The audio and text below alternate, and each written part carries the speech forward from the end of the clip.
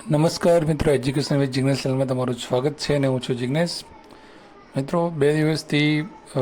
જે પરિપત્ર ગઈકાલનો જે વાયરલ એક થયેલો છે કે શિક્ષકોમાં આવે જે નિવૃત્ત શિક્ષકો જે રહ્યા એ લોકોને ખાડી વલડી જગ્યા ઉપર જ્ઞાન સહાયક પણ જો ઉપલબ્ધ ન થાય તો નિવૃત્ત શિક્ષકોને રોજગારી આપવાનો જે નિર્ણય લેવામાં આવ્યો છે શિક્ષણ વિભાગ દ્વારા, જે આ નિર્ણય જે છે એનું ઘણી બધી જગ્યાએ એની જે છે ટકોર થઈ રહી છે, એની ટીકા થઈ રહી છે. તો અહીંયા તમે એક ન્યૂઝ અહેવાલમાં જોઈ શકો છો કે તમારી સામે છે લખેલું કે વર્ષ 2023માં લેવાયેલી ટેટટાટમાં સફળ થયેલા 99,000થી વધારે ઉમેદવાર છે અને જ્ઞાન સહાયકની જે નિમણૂક હતી એની જિલ્લા કક્ષાએની માગ સામે નિવૃત્ત શિક્ષકો થોપવાનો જે ઠરાવ કરવામાં આવ્યો છે. તો એ બાબતમાં જે છે મીડિયા કે પેપર દ્વારા જે આખો અહેવાલ એક રજૂ કરવામાં આવેલો છે અહીંયા કે કયા વિભાગમાં કેટલા શિક્ષકો ઓલરેડી જે ઉમેદવારો જે છે એ બેરોજગાર છે અને એ લોકોને નોકરી આપવાની જગ્યાએ જે આવો નિર્ણય લેવામાં આવ્યો છે સરકાર દ્વારા, એ હવે એમનો અમલ થાય છે કે શું થાય છે એ આગળ આપણે જોવાનું રહ્યું. પણ હવે આપણે વાત કરીએ કે 6 થી 8ની અટકેલી ભરતી જે છે એ કેટલા સમયમાં શરૂ થઈ શકે છે, તેમજ એક પરિપત્ર એટલે કે એક પત્ર જે લખવામાં આવેલો છે અખિલ ભારતીય રાષ્ટ્રીય શૈક્ષિક મહાસંઘ ગુજરાત દ્વારા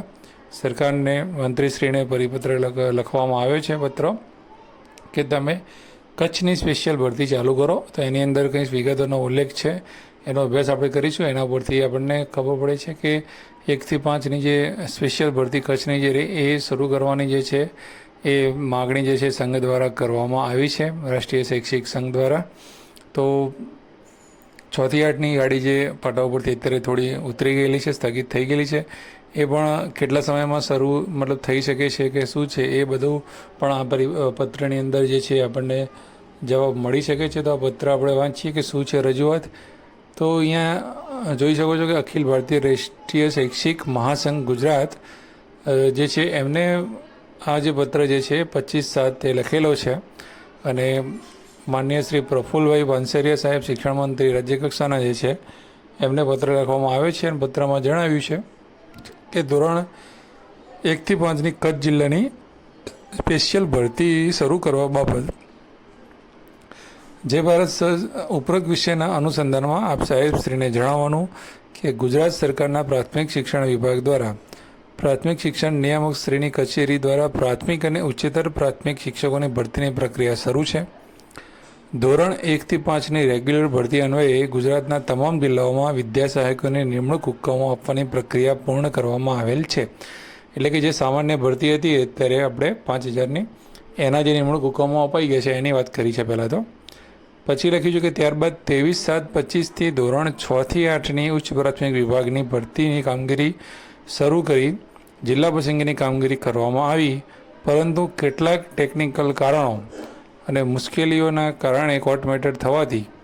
જે ઉમેદવારોનો અસંતોષ થયો છે તે ઉમેદવારોને પ્રાથમિક શિક્ષણ નિયામકની કચેરી સાંભળે અને પછી ભરતી પ્રક્રિયા શરૂ થાય તેવી નામદાર કોર્ટ દ્વારા સૂચના કરેલ છે. જે કોર્ટ મેટર બને છે 6 થી 8માં એની વાત કરી છે કે 6 થી 8ની જે જિલ્લા પસંદગી 23/7 ઓલરેડી શરૂ થઈ ગઈ હતી, પણ વચ્ચે કોર્ટ મેટર આવી એટલે કોર્ટે કીધું છે કે ભાઈ જે પણ ઉમેદવારોને અસંતોષ થયો છે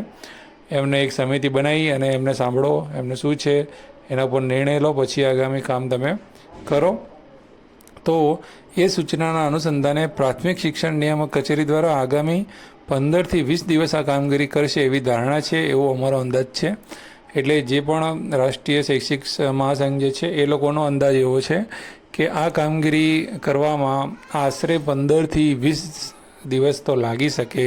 છે. તો આ 15 થી 20 દિવસ લાગી શકે છે, એનાથી થોડા વધારે પણ લાગી શકે છે, ઓછા છે. એટલે કે આશરે જે છે 20 દિવસનો સમયગાળો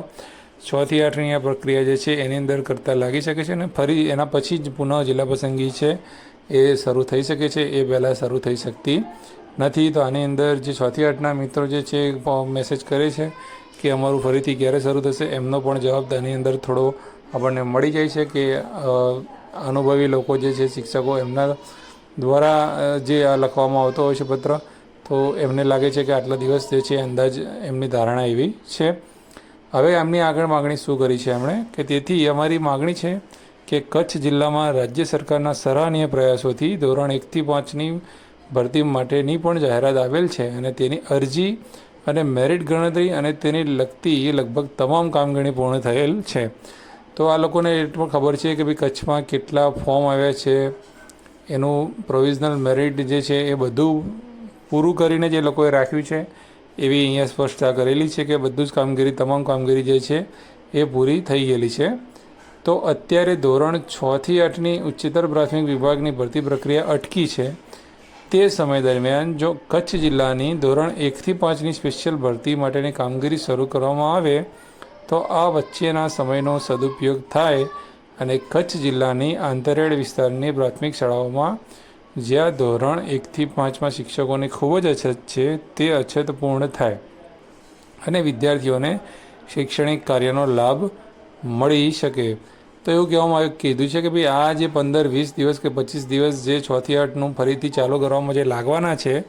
તો ત્યાં સુધીમાં નિયામક કચેરી દ્વારા કચ્છનું બધું ઓલરેડી રેડી જ છે હવે બધું.